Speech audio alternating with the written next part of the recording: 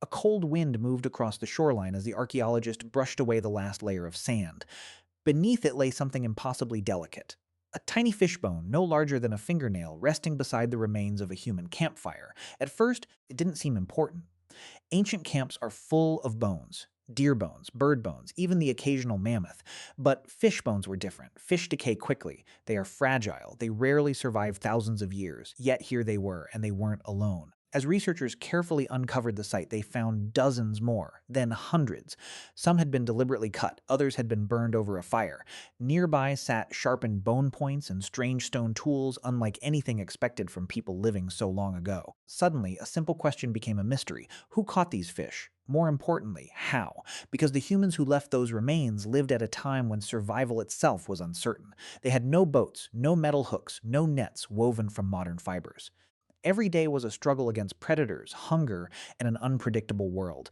And yet, somehow they managed to reach into rivers, lakes, and eventually oceans, pulling food from an environment that must have seemed almost magical. The story of when humans first began fishing isn't really about fish at all. It's a story about ingenuity, desperation, family, and one of the most important turning points in human history. Because once our ancestors learned to harvest the water, everything changed. But that wasn't where the story began. Picture Africa nearly 2 million years ago. Vast grasslands stretched toward the horizon. Herds of antelope moved across open plains while early humans wandered through landscapes filled with danger. Lions prowled nearby. Giant crocodiles waded silently in muddy rivers. Food was never guaranteed. Imagine standing beside one of those rivers. A small family of early humans watches fish trapped in shallow pools left behind after seasonal floods. The water is shrinking beneath the hot sun. Fish thrash desperately in the mud. One curious individual steps forward, reaches down, and grabs one with bare hands. That moment may have changed humanity forever. No one knows exactly when humans first intentionally caught fish.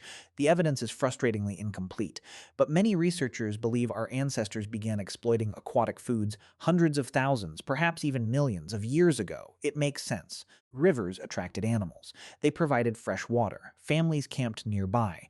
Sooner or later, hungry humans would have noticed that fish represented an enormous source of calories. At first, fishing probably required no technology at all. Early people may have collected stranded fish, trapped them in drying pools, or stunned them by disturbing muddy water. Sybil. Opportunistic, effective, but humans are rarely satisfied with luck alone. Over generations, observation turned into strategy. Strategy became tradition. Parents taught children where fish gathered and when rivers flooded. Entire communities began organizing themselves around seasonal fishing opportunities. And then researchers uncovered something remarkable.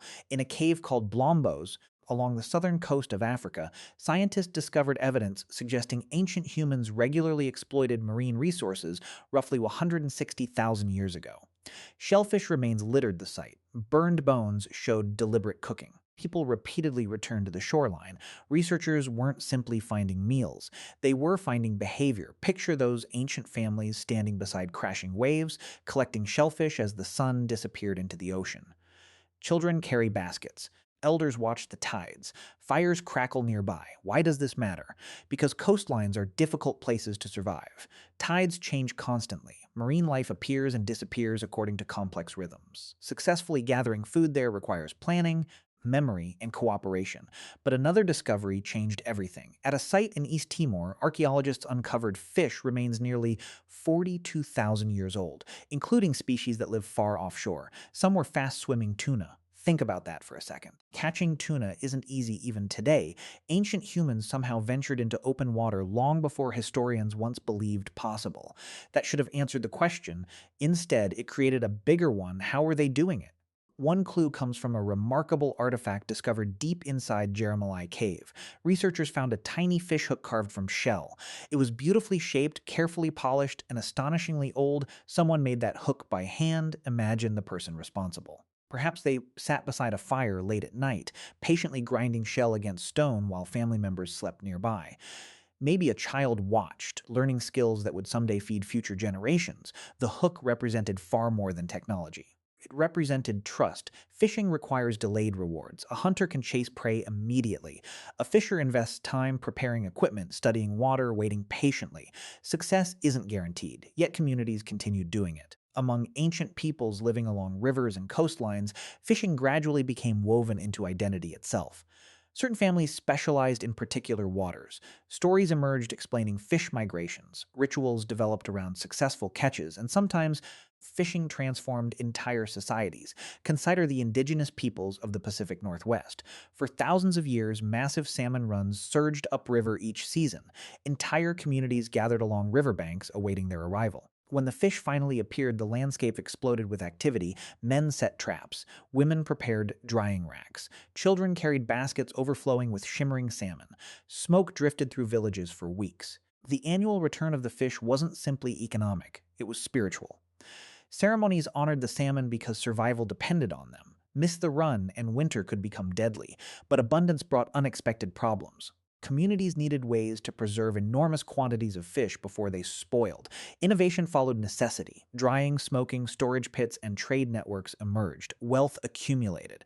Social hierarchies grew stronger. In some regions, fishing supported populations so large that permanent villages flourished long before agriculture arrived. Pretty strange, right? We often imagine farming as the foundation of civilization. Yet in several places, fish built complex societies first. But the story was far from over. Thousands of years later, along the Nile River, another civilization discovered just how powerful fishing could become. Ancient Egyptian farmers depended on predictable floods. When waters rose, fish flooded newly formed channels and pools across the landscape. Families rushed to harvest them. Wall paintings reveal scenes filled with astonishing detail. Fishermen stand in reed boats casting nets. Others spear fish from shallow waters. Some even use trained animals to assist them.